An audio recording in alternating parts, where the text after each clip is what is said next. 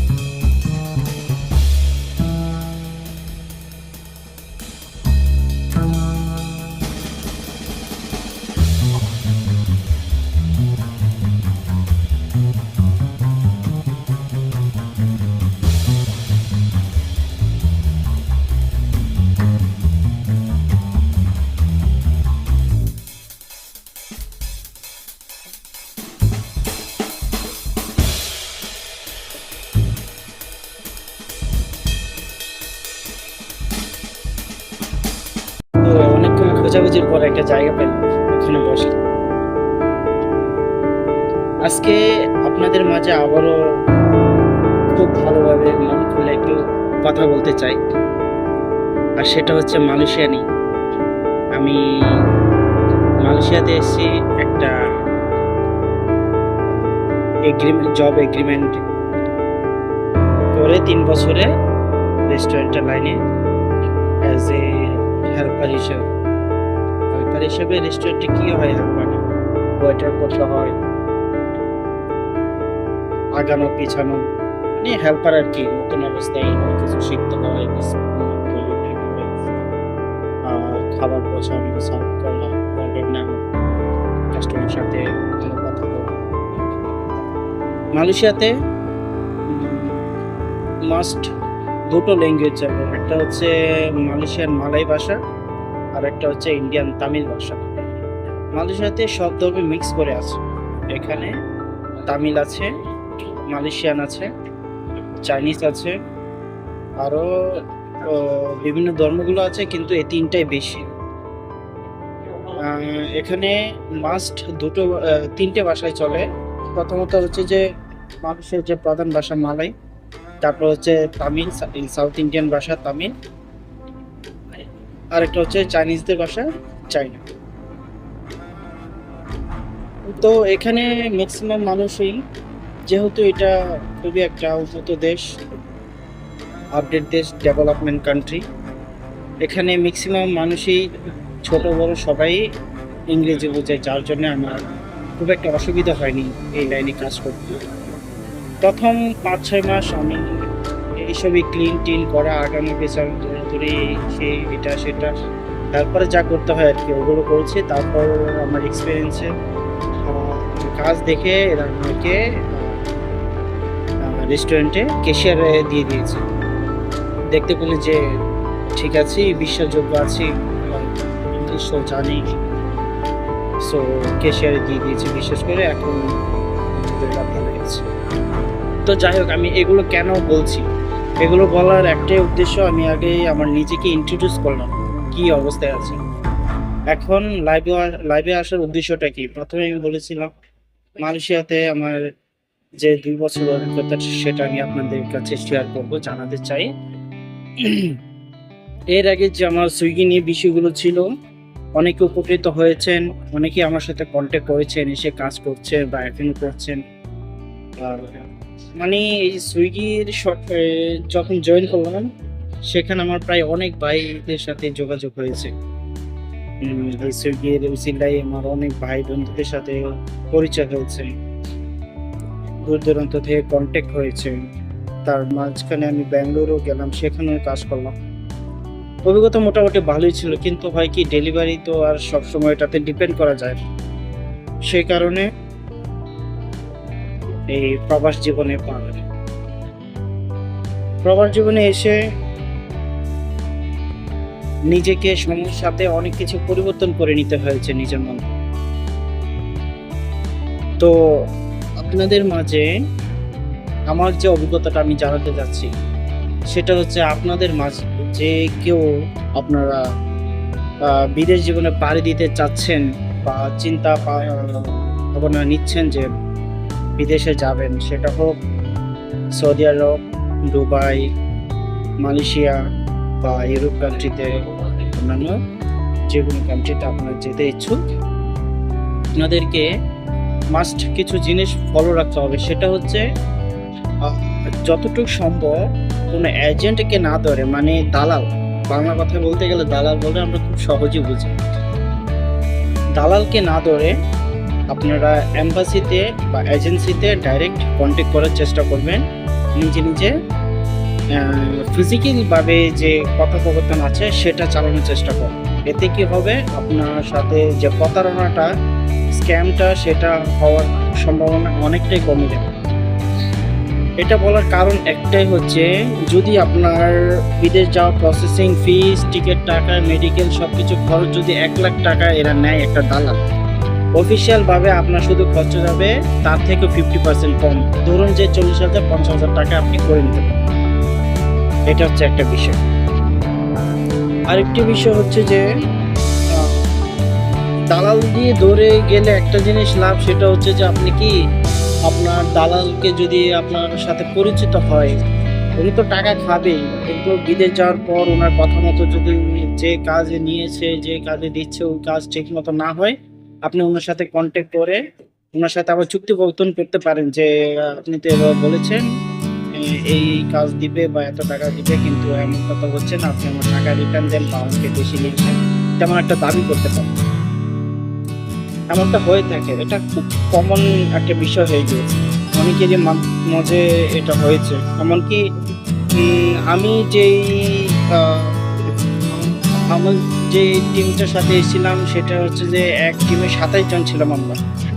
27 জন থেকে আমাদের মধ্যে প্রায় 3-4 জনে চলে গেছে, কারণ যত টাকা বেতন এই আমাদের কোম্পানি প্রোভাইড করছে তার থেকে বেশি এদের এজেন্টটা বলেছে, দোকান বলছে, সে কারণে এরা অতটুকু পাচ্ছিল না।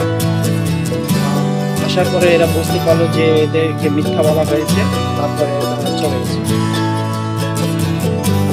তো বিশেষ করে মালয়েশিয়ার টাইম বলছি, তো আমি যেহেতু মালয়েশিয়া আছি, তো মালয়েশিয়ার টাইম ভালো করে বলতে পারবো, অন্য কোনো বলতে পারবো। মালয়েশিয়ার মধ্যে যারা আসতে চান, আপনারা যদি কেউ রেস্টুরেন্ট, ক্যাফে এইসব লাইনে আসতে চান, দয়া করে আপনারা কেউ তামিল দোকানে আসবেন। আমি যে দোকানে আছি সেটা হচ্ছে একজন তামিলের দোকান, মানে তামিল ইন্ডিয়ান, যেটা হচ্ছে মুসলিম না, প্রথমত হচ্ছে। দ্বিতীয়ত হচ্ছে এদের কথা ব্যবহার আপনার মনে খুবই আঘাতপ্রাপ্ত আনবে। এটা খুবই কষ্টকর বিষয় এদের সাথে মানিয়ে নেওয়াটা, কারণ হয় কি এরা একটু ঘাটতেরা টাইপের। আপনার মন মানসিকতা বুঝতে যাবে না, আপনাকে একটাই ভাববে যে আপনি একজন কাজের মেশিন, এটা ভাববে। এটা কিন্তু আমার অভিজ্ঞতা থেকে বলছি ভাই, এটা যাচাই করে আসবেন। আপনি যদি রেস্টুরেন্টের লাইনে আসতে চান, ডাইরেক্ট কন্ট্যাক্ট করবেন যে কোন রেস্টুরেন্টে যাচ্ছেন, এটার মালিক কি চাইনিজ নাকি তামিল নাকি মুসলিম, মালয়েশিয়ান মুসলিম, সেটা একবার তদন্ত করুন। তারপরে যে দোকানে যাবেন বা রেস্টুরেন্টে যাবেন, সেই দোকানে কোনো একটা স্টাফের সাথে কন্ট্যাক্ট করার চেষ্টা করুন। কারণ কোনো একটা স্টাফই বলতে পারবে যে হ্যাঁ এই দোকানে এমন হচ্ছে, এমনটা হয়, এমনটা পাওয়া যায়, এমনটা হয় না, পাওয়া যায় না, এমনটা করে। সেটা আপনার জন্য খুবই একটা ইনফরমেশন পাওয়ার একটা ভালো মাধ্যম হবে। কারণ এজেন্টরা তো থাকে, এরা ইন্ডিয়াতে থাকে, এরা এখানে আসে না, ভালো করে জানেও না কি হচ্ছে না হচ্ছে। যে কাজ করে কোম্পানিতে, সেই কোম্পানির লোকই বলতে পারবে কোম্পানিটা কেমন, ঠিক কিনা? তো এটা আপনারা জেনে আসবেন। পরে হচ্ছে যে কি এগ্রিমেন্ট পেপার যেটা আছে, এগ্রিমেন্ট পেপারটা ভালো করে পড়ে নেবেন। যখন এগ্রিমেন্ট কন্ট্রাক্ট পেপারটা সাইন করবেন না, আমাদের এগ্রিমেন্ট হচ্ছে যে 3 বছরের। 3 বছর আমাদের এগ্রিমেন্টের নিয়ম হচ্ছে যে এই কোম্পানিতে যদি আমি 3 বছরের আগে যেতে চাই, আমার ভালো না লাগে, কাজ করতে মন ইচ্ছে না জাগে, বাড়ি ফিরে যেতে চাই, তাহলে আমার কোম্পানির রুলস হচ্ছে 1 লাখ টাকা জরিমানা করতে হবে, ভারতীয় রুপি 1 লাখ। 1 লাখ টাকা ফাইন দিয়ে তারপর যেতে হবে। তাছাড়া 3 বছর পরই আমি বাড়ি যেতে পারি। তো এটা একবার দেখে নেবেন। তারপর আরও কী কী রুলস আছে, কয়টা ছুটি আছে, মাসে কয়টা ছুটি পাবেন, পাবলিক হলিডে এগুলো পাবেন কিনা, মেডিকেল লিভ পাবেন কিনা, সব কয়টা দেখে আসবেন। কারণ ভাই আমি যে জায়গাতে আছি, এই জায়গাতে কোনো পাবলিক হলিডে নেই। মালয়েশিয়াতে প্রায় প্রত্যেক মাসেই পাবলিক হলিডে থাকে। এই রাজার বার্থডে, এই অমুক দিবস, এই অমুক দিবস, এভাবে অনেক ধরনের পাবলিক হলিডে থাকে, গভর্নমেন্ট হলিডে থাকে, এভাবে অনেক ধরনের ছুটি থাকে। যেগুলো ছুটিতে যদি আপনি কাজ করেন, আপনাকে ওই দিন ওটি দেওয়া হবে। এরকম আপনার এগ্রিমেন্টে লেখা আছে কিনা সেটাও জেনে নেবেন, বা আপনার নিজস্ব যে প্রশ্ন থাকবে সব প্রশ্ন জিজ্ঞেস করে ক্লিয়ার করে নেবেন। এখন আমারটা হচ্ছে কি ভাই, আমি যে সাধারণত একটা উদাহরণ দিয়ে আপনাদেরকে বোঝানোর চেষ্টা করি, সেটা হচ্ছে যে এই যে আমাদের ঈদ গেল, বছরের একটা দিন পবিত্র ঈদ, এই ঈদের দিনে যে নামাজটুকু পড়ার সময়টা ভাই সেটাও থাকে। তো এমন পরিস্থিতির মধ্যে আছি। পাবলিক হলিডের মধ্যে রেস্টুরেন্ট, হোটেল লাইনে তো কাস্টমার থাকবেই। ছুটির দিন সবাই বাইরে ঘোরাঘুরি করে, রেস্টুরেন্টে খাবার দাবার খাবে, বাইরে খাবার দাবার খাবে, তো রেস্টুরেন্টে কাস্টমার বেশি আসবে স্বাভাবিক। তো বেশি আসার কারণে আমাদেরকে ওই নামাজটুকু পড়ার সুযোগ দেয়। অবশ্য কিছু কিছু দোকানের মালিক দেয় যারা নাকি মুসলিম মালিকের আন্ডারে কাজ করে, তো ওরা দেয়। আমরা তামিল দোকানে আছে, আমাদেরকে কোনো ছুটি প্রোভাইড করা হয় না। প্লাস ছুটি তো দেয়নি, কোনো ওটিও দেয়নি যে ওই দিন ছেলেরা কাজ করেছে পাবলিক হলিডের একটা দিনে, তাদেরকে ওটি দিই, তেমন কিছু দেওয়া হয়। তো গেল এটা। তারপর মেডিকেল লিভ, আপনার যদি কোনো শারীরিকভাবে অসুস্থ থাকেন, জ্বর, ঠান্ডা, কাশ বা শরীরে আরও অনেক অসুবিধা হতে পারে, এই কারণে আপনাকে কোনো মেডিকেল লিভ দেওয়া হবে না। যদি মেডিকেল লিভ দেওয়া হয় তাহলে আপনার যে মান্থলি লিভ থাকে, কোনো কোনো কোম্পানিতে কী হয়, মান্থলিতে 4টা লিভ থাকে, মানে সপ্তাহে একটা ছুটি থাকে, 1 মাসে 4টা ছুটি। তো আমার কোম্পানিতে 1 মাসে 2টি ছুটি আছে, মানে 15 দিনে একটা করে মাসে 2টি।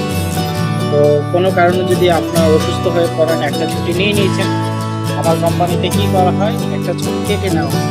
তার মানে 1 মাসে যদি 2টি ছুটি থাকে, একটা ছুটি কেটে নেয়, তারপরে আপনার ছুটি থাকছে শুধু একটা। তো আপনি শুধু একটা ছুটি পান এমন। আর যদি 2টোই নিয়ে নিই ওই শরীর অসুস্থতার কারণে, তাহলে ওই মাসে আর ছুটি পাবেন। বিদেশ ভাই এত সোজা না। আপনার মালিক যদি ভালো থাকে বিদেশ করে অনেক মজা পায়। এই হচ্ছে বিদেশের একটা মজার বিষয়। মালিক ভালো হলে কাজ করে খুব শান্তি, মালিক খারাপ হলে কি অবস্থা। হয়তো আমার পরিস্থিতিটা এমন, সবার পরিস্থিতি এমন হয় না। আমি আগে বলেছি আমি আমার অভিজ্ঞতাটা জানাচ্ছি, আর আমার অভিজ্ঞতাটা আমার বন্ধুদের কাছে ছড়িয়ে দেয় আমার একটা মানে কি আমার একটা কর্তব্য বলে আমার মনে হচ্ছে। কারণ আপনাদের জানা উচিত যে কিরকম বিষয় কেমন চলছে। মেইন কথা একটাই, তামিল দোকান আসবেন না, এদের মন মানসিকতা খুবই ভিন্ন রকম। যারা ভারতের মধ্যেই যারা সাউথ ইন্ডিয়ানে ব্যাঙ্গালোরে চেন্নাইতে গিয়ে কাজ করেন, এনাদের সাথে একবার যে লোকালগুলো আছে তামিল চেন্নাইতে তামিল ভাষায় কথা বলে, কেরালা ভাষায় কথা বলে যারা আছে, এদের সাথে একটু কথা বলে দেখবেন এদের ব্যবহারগুলো কেমন, আইডিয়া করতে পারবেন। এরা হুট করে রেগে যায়, সম্মান দিয়ে কথা বলে না। এমন আরো অনেক বিষয় আছে, সব কথা কি আর বলে বোঝানো যায়। তো এই বিষয়গুলো আছে। আর এখন অবধি আপনারা যারা সুইগিতে আছেন, ডেলিভারি পদে আছেন, আপনাদের কেমন যাচ্ছে জানাবেন। আশা করি ভালোই যাচ্ছে। তো আর কিছু যদি প্রশ্ন করার থাকে আমাকে অবশ্যই জানাবেন। আরেকটা বিষয় হচ্ছে যে কি একটা বিষয় আছে সৌদি, আচ্ছা সেটা আপাতত বাদই দিই। তো আপাতত এতটুকুই। ভালো থাকবেন, সুস্থ থাকবেন। কিছু প্রশ্ন করার হলে করবেন কমেন্টে, কিছু জানার বিষয় থাকলেও জানাবেন। বিশেষ কথা হচ্ছে আজকে কিভাবে ভিডিও করছে, আজকে আমার ছুটি ভাই, যে 1 মাসের মধ্যে 2টো ছুটি থাকে তার মধ্যে আজকে একটা, তাই ভিডিও করার সময় পেয়েছি। ভাবলাম যে বন্ধুদের কাছে একটু তথ্য জানিয়ে দিই, এদের সাথে একটু কথা বলছি। এই ভালো থাকবেন।